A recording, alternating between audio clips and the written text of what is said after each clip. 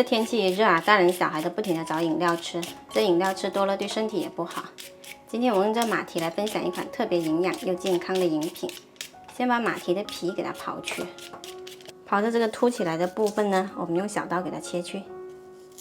马蹄呢，选的时候我们要看这一种表皮红亮一点的，然后呢捏起来特别硬朗的，这种就是很新鲜的。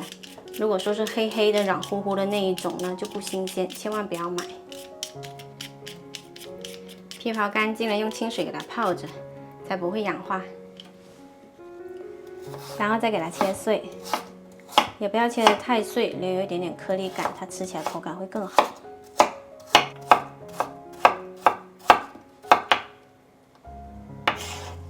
这个时候我们再来调一份马蹄粉浆水，这里有25克马蹄粉，加入1勺清水，这个清水也不用很多，能够把这个马蹄粉化开就可以了。搅匀了之后，先放一旁备用。然后我们再来煮开一锅糖水，锅里倒入900毫升清水，加入半块黄片糖，调大火给它煮开。煮到红片糖化开了，就可以把马蹄碎加进来。红片糖不需要放很多的，这个马蹄碎呢，它本身就很清甜。加进去之后，再煮个3分钟左右。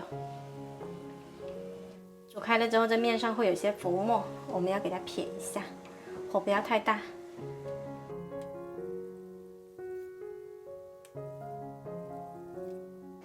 把马蹄的味道煮出来之后呢，就可以加入粉浆水了，一边倒一边搅动。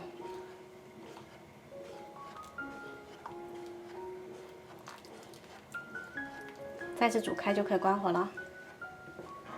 好了，煮开了，现在可以关火，放凉了之后就可以吃了。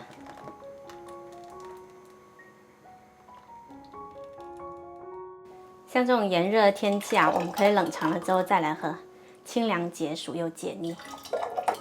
这也是我们广东这边呢最喜欢喝的一道饮品，喜欢的朋友赶紧收藏起来试一下吧。